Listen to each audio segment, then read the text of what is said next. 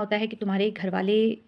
जो हैं वो मुझे ताने देते हैं, दहेज के लिए ताने दे रहे हैं, या तुम्हारी जो माताजी हैं वो सही तरीके से मेरे साथ व्यवहार नहीं कर रही हैं, मुझे कुछ ना कुछ ताने देती रहती हैं और मुझे अब उनके साथ नहीं रहना है। इसी तरीके से लड़के पक्ष का भी ये कहना होता है कि लड़की अपने घर पे ध्यान ना देकर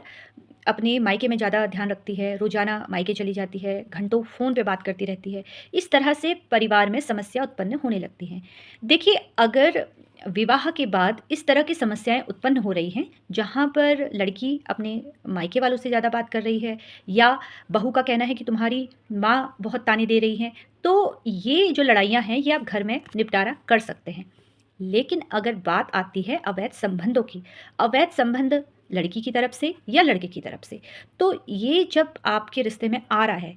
और वजह आप दोनों के बीच में अवैध संबंध है, आपका पार्टनर किसी और के साथ इन्वॉल्व है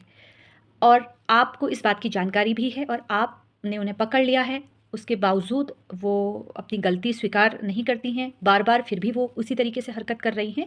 तो इस तरह के जो केस होते हैं, वहाँ पर वजह काफ़ी गंभीर है और ये वजह 2 तरीके से सुलझाई जा सकती है।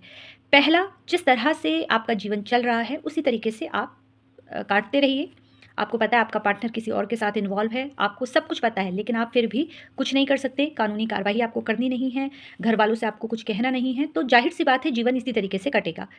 दूसरा रास्ता है कि आप अपने पार्टनर से बात कीजिए और बात करने के बाद उनसे बोलिए कि भई आप या तो मेरे साथ रहिए या फिर जिसको आप पसंद करती हैं, जिनके साथ आप रहना चाहती हैं या रहना चाहते हैं, आप उनके साथ रहिए और आपसी सहमति से अलग हो जाइए।